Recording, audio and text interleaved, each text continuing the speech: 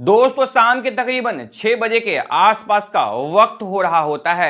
यहाँ पर दिलावर सिंह नाम का एक रिटायर फौजी जिसकी हाइट 6 फुट के आसपास होती है, यह अपने खेतों से काम काज कर कर वापस अपने घर लौटता है। अब जैसे ही वो अपने घर के अंदर प्रवेश करता है, उसकी बहू जो होती है उसके लिए खाना बना रही होती है। कुछ ही देर बाद उसकी जो बहू रूपा होती है अपने रिटायर फौजी दिलावर सिंह के लिए खाना बना चुकी होती है। जिसके बाद अब यहाँ पर दिलावर सिंह खाना खाता है। खाना खाने के बाद 1 घंटे का वक्त गुजरता है, फिर धीरे धीरे अंधेरा होने लगती है। जिसके बाद यहाँ जो दिलावर सिंह होता है अपने कमरे में सोने के लिए चला जाता है। अब जिसके बाद उसकी जो बहू रूपा रहती है वो भी अपना खाना पीना खाकर अपने बेडरूम में सोने के लिए चली जाती है। देखते देखते रात के तकरीबन 10 बजे के आसपास का समय हो जाता है। तभी यहाँ दिलावर सिंह जो होता है उसके कानों में छमछम की आवाजें उसे सुनाई देती है। अब जैसे ही वो गौर से उस आवाजों को सुनता है तो उसे ऐसा लगता है कि जैसे पायल की छमछम की आवाजें कहीं ना कहीं से आ रही। जिसके बाद अब रिटायर्ड फौजी जो दिलावर सिंह होता है अपने बेड से उठते हुए जैसे ही अपने कमरे का दरवाजा खोलता है वो बेहद ही अचंभित हो जाता है, क्योंकि सामने उसकी जो बेहद खूबसूरत बहू रूपा होती है वो आज पारदर्शी कपड़े में अपने ससुर के दरवाजे पर खड़ी रहती है। जिसके बाद यहाँ पर जो दिलावर सिंह होता है अपनी खूबसूरत बहू से पूछता है कि आखिर इतनी रात को तुम मेरे कमरे के दरवाजे पर क्या कर रही हो। जिसके बाद यहाँ पर उसकी जो खूबसूरत बहू रूपा रहती है दरअसल अपने ससुर उस दिलावर सिंह से कहने लगती है कि तुम्हारा जो बेटा है वो तो फौजी में है, वो तो साल में 1 से 2 बार आता है, यानी कि मेरे मन की जो अंदर की जिज्ञासा है उसे कौन पूरा करेगा। अगर ऐसा ही सब कुछ चलता रहा तो मैं तुम्हारे बेटे को यानी कि अपने पति को छोड़कर बगल में यानी कि बाजू में जो लड़का रहता है उसके साथ भाग जाऊंगी। इससे अच्छा कि तुम ऐसा करो कि घर की बात घर में ही रह जाए, आज की रात तुम मेरे साथ वक्त बिताओ। दोस्तों यहाँ पर जो दिलावर सिंह रहता है अपनी बहू के मुंह से ऐसी बात को सुनकर उसके पैरों तले जमीन खिसक जाती है। लेकिन यहाँ दिलावर सिंह उसकी मन की बातों को समझते हुए ये अंदर से सोचने लगता है कि अगर मैंने बहू के साथ अपना वक्त नहीं बिताया तो काफी ज्यादा दिक्कत होने वाली, क्योंकि मेरी जो बहू रूपा है कहीं वाकई पड़ोस वाले लड़के के साथ कहीं भाग न जाए, फिर मैं समाज में अपना क्या मुंह दिखाऊंगा, मेरी क्या इज्जत रह जाएगी। दोस्तों जिसके बाद दिलावर सिंह या नहीं चाहते हुए भी अपनी बहू की बात को मानने के लिए मजबूर हो जाता है। जिसके बाद अब यहाँ जो रूपा यानी कि उसकी बहू रहती है उस दिलावर सिंह अपने ससुर के कमरे के अंदर प्रवेश करती है। जिसके बाद फिर वो अपने ससुर के कमरे का दरवाजा अंदर से बंद कर देती है और अपने ससुर का हाथ पकड़कर उसके बेड पर ले जाती है। ले जाने के बाद वहां उसे लिटाते हुए उसके साथ अश्लील हरकतें करना शुरू कर देती है। दोस्तों ठंड भरी रात में यहाँ जो ये खूबसूरत बहू रूपा रहती है और उसका जो रिटायर फौजी ससुर रहता है, पूरी रात ये दोनों एक दूसरे के साथ क्या क्या करने वाले होते हैं ये सब कुछ जानेंगे हम इस कहानी में। तो दोस्तों आप इस कहानी में हमारे साथ अंत तक जरूर बने रहे। वाकई यकीन माने जब आप ये पूरी कहानी सुनेंगे तो आपको भी कुछ ना कुछ सीख जरूर मिलने वाली है। बस इस कहानी को आप अंत तक जरूर सुने। दोस्तों कहानी की शुरुआत करने से पहले बस आपसे हमारी वही रिक्वेस्ट है कि अगर आप हमारे चैनल पर पहली बार आए हैं तो चैनल को जरूर सब्सक्राइब कर दे, और वाकई ये कहानी आपको इंटरेस्टिंग लगे तो इस कहानी को जितना हो सके लाइक एवं शेयर कर दे। दोस्तों आज की हमारी सच्ची घटना की शुरुआत होती है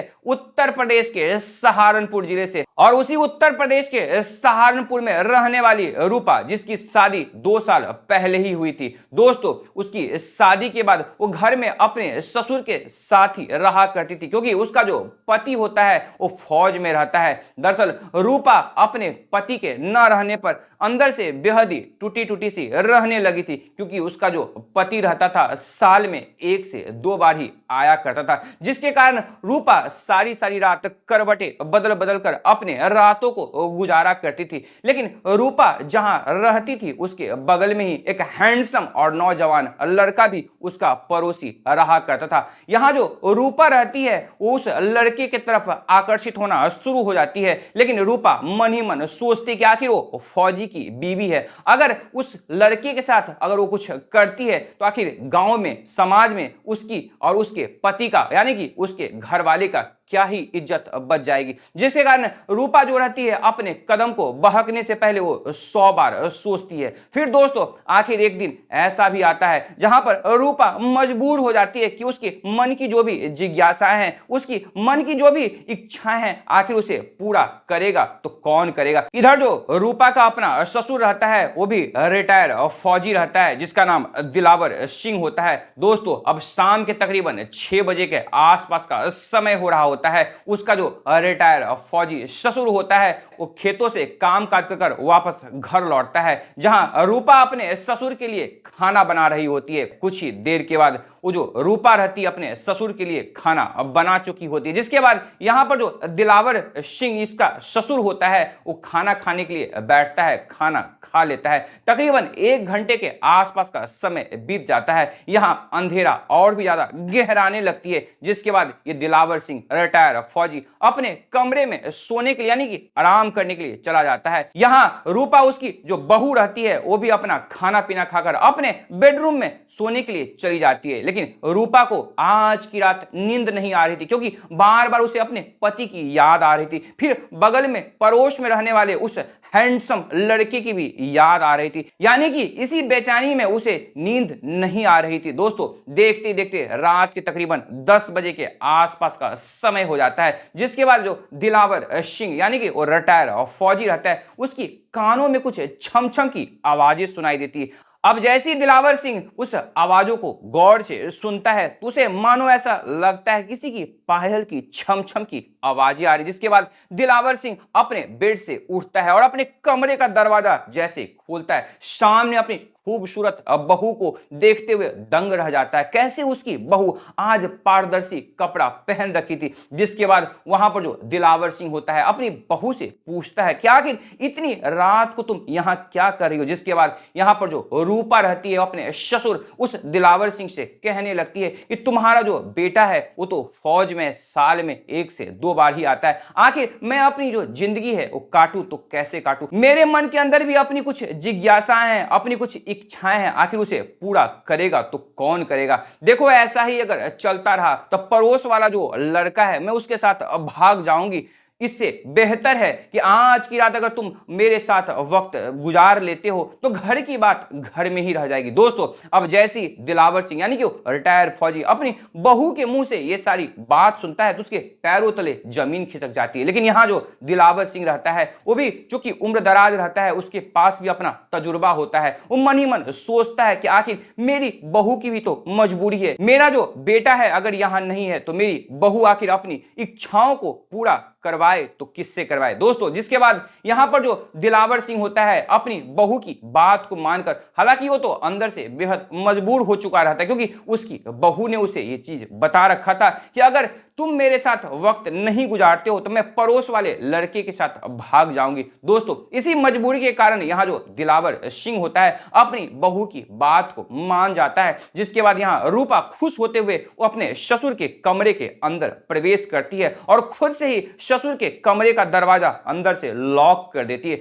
दोस्तों ठंड भरी रात रहती है, जिसके बाद रूपा अब अपने रिटायर फौजी यानी कि उस दिलावर सिंह के साथ अश्लील हरकतें करना शुरू कर देती है। अब कुछ ही मिनटों के बाद जो दिलावर सिंह रहता है उसके भी कदम बहक जाते हैं। रूपा अपने रिटायर फौजी ससुर को अपने काबू में कर लेती है। दोस्तों अब देखते देखते दोनों एक दूसरे के साथ लिप्त हो जाते हैं, यानी कि दोनों एक दूसरे के साथ बेकाबू हो जाते हैं। अब दोनों एक दूसरे के रजामंदी के साथ गलत रिश्ते बनाना शुरू कर देते हैं। दोस्तों उस रात जब तक ये दोनों एक दूसरे के साथ संतुष्ट नहीं हो जाते हैं तब तक एक दूसरे के साथ लगातार उसी तरीके से प्राकृतिक और अप्राकृतिक तरीके से गलत संबंध बनाए जा रहे होते हैं। खैर दोस्तों यहीं से इन दोनों का जो ये सिलसिला है शुरू हो जाता है। ये दोनों एक गलत रास्ते पर चल पड़ते हैं। अब आए दिन जब जब यहां पर रूपा को मौका मिलता था वो अपने रिटायर फौजी ससुर के साथ गलत रिश्ते बना लिया करती थी। 6 महीने का तकरीबन समय बीत जाता है। तभी जो रूपा का जो फौजी पति रहता है वो कुछ दिनों की छुट्टी के लिए घर आता है, यानी अपनी पत्नी के साथ वक्त बिताने के लिए जैसे घर आता है, उसकी पत्नी पहले से बेहद खुश रहती है क्योंकि वो अपने रिटायर फौजी ससुर के साथ ही कहीं ना कहीं जो अपना मन बहला रही होती है। खैर दोस्तों, यहाँ जो उसका पति रहता है इस सब बातों से कोसों दूर रहता है, उसे थोड़ी सी भी भनक नहीं रहती है। अब उसका पति तकरीबन एक हफ्ते की छुट्टी पर आया होता है। अब यहाँ पर जो उसका ससुर यानी कि वो रिटायर फौजी दिलावर सिंह रहता है, अब उसे अपनी बहू से मिलने जुलने में काफी ज्यादा दिक्कतें आ रही थी क्योंकि जब तक यहाँ पर रूपा का पति था, रूपा भी अपने ससुर को अपने आसपास भटकने नहीं दे रही थी, जिसके बाद यहाँ पर दिलावर सिंह का जो बेचैनी है वो अंदर से बेहद ही ज्यादा बढ़ जाता है। अब एक दिन रात का वक्त होता है, सारे लोग घर में खाना पीना खाते, यानी कि रूपा का जो फौजी पति रहता है, उसका जो ससुर यानी कि वो रिटायर फौजी दिलावर सिंह रहता है, ये तीनों लोग खाना पीना खाकर जैसे ही यहाँ पर जो रूपा का पति होता है अपने बेडरूम में सोने के लिए चला जाता है, लेकिन रूपा चूंकि किचन में अपना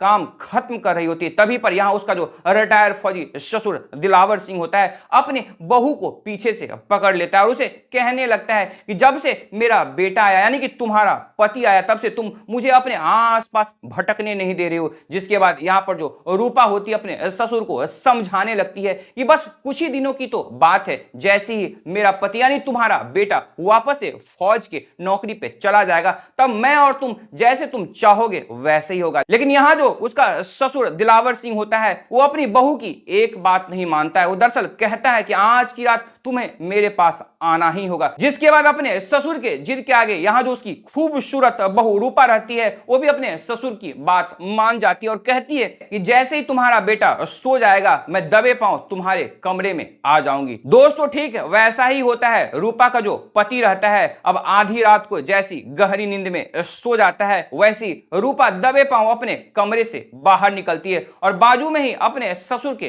कमरे के अंदर प्रवेश कर जाती है। जिसके बाद ये दोनों फिर से वही कार्यक्रम शुरू कर देते हैं, यानी कि फिर से ये दोनों एक दूसरे के साथ गलत रिश्ते बनाना शुरू कर देते हैं। दोस्तों ये दोनों तकरीबन 1 घंटे के आसपास का वक्त लेते हैं, लेकिन उसी बीच यहाँ जो रूपा का पति होता है उसे बहुत ही तेज प्यास लग जाती है, जिसके कारण रूपा का जो पति होता है उसकी आंख खुल जाती है। अब जैसी उसकी आंख खुलती है बेड पर वो अपनी पत्नी रूपा को नहीं पाकर बेहद ही ज्यादा अचंभित हो जाता है कि आखिर इतनी आधी रात को मेरी पत्नी कहां जा सकती है। खैर दोस्तों यहाँ पर जो उसका पति होता है अपने कमरे से बाहर निकलता है ताकि वो किचन में जाकर पानी पी सके, लेकिन जैसे ही अपने कमरे के बगल वाले कमरे में, चूंकि उसके पिता यानी कि वो रिटायर फौजी दिलावर सिंह का कमरा होता है, उस कमरे के समीप पहुंचता है, उस कमरे से कुछ अजीब अजीब सी आवाजें उसे कानों में सुनाई पड़ जाती है। जिसके बाद जैसे उस आवाजों पर गौर करता है और फिर उस कमरे के खिड़की के सहारे अंदर झांक कर देखता है तो उसके आंखों तले अंधेरा छा जाती है। कैसे उसकी जो पत्नी रूपा रहती है और कैसे जो उसका पिता दिलावर सिंह रहता है, दोनों एक दूसरे के साथ गलत रिश्ते बनाने में लिप्त रहते हैं। वहीं पर जो यहाँ पर रूपा का पति रहता है वो गुस्से से बेकाबू हो जाता है, यानी कि वो अपना आपा खो देता है। जिसके बाद तुरंत उसी आधी रात में वहां के नजदीकी पुलिस स्टेशन को फोन कॉल कर देता है, जहां पर कि पुलिस भी कुछ ही देर बाद वहां पर पहुंच जाती है। जिसके बाद पुलिस वाले यहां पर उस रिटायर फौजी दिलावर सिंह और उसकी बेहद ही खूबसूरत बहू रूपा दोनों को कस्टडी में लेकर उनसे गहन पूछताछ करना शुरू कर देती है। पहले तो ये लोग कुछ बोलते नहीं, अब जैसी पुलिस वाले सख्ती से पूछताछ करना शुरू कर देते हैं, यहां पर जो दिलावर सिंह यानी वो रिटायर फौजी होता है और उसकी बेहद खूबसूरत बहू रूपा रहती है, दोनों अपना अपना जुर्म कबूल कर लेते हैं। दोस्तों जिसके बाद पुलिस वाले इसके ऊपर चार्जशीट फाइल करते हैं। आगे ये तो भविष्य के गर्भ में छिपा हुआ कि आखिर जो कानून व्यवस्था है इस रिटायर फौजी दिलावर सिंह और उसका जो बहू रूपा रहती है इसकी किए की इन दोनों को क्या सजा मिलने वाली है। लेकिन दोस्तों यहाँ पर जो रूपा का पति रहता है वो अपनी पत्नी से आगे चलकर उसे डाइवोर्स दे देता है और अपनी पत्नी से हमेशा हमेशा के लिए रिश्ता और नाता तोड़ देता है। तो दोस्तों यह थी पूरी कहानी। इस पूरी कहानी के बारे में आपकी अपनी क्या राय है, आप अपनी राय हमारी इस कहानी के कमेंट बॉक्स में जरूर साझा करें। तो दोस्तों फिर मिलेंगे एक नई कहानी में एक नई सोच के साथ। तब तक आप अपना ख्याल रखें, अपनों का ख्याल रखें, हर संभव दूसरों की जरूर मदद करें, क्योंकि यकीन माने आज आप किसी की मदद करेंगे तो कल को आपके लिए भी कोई ना कोई जरूर खड़ा होगा। तब तक सतर्क रहें, सुरक्षित रहें। जय हिंद, जय भारत।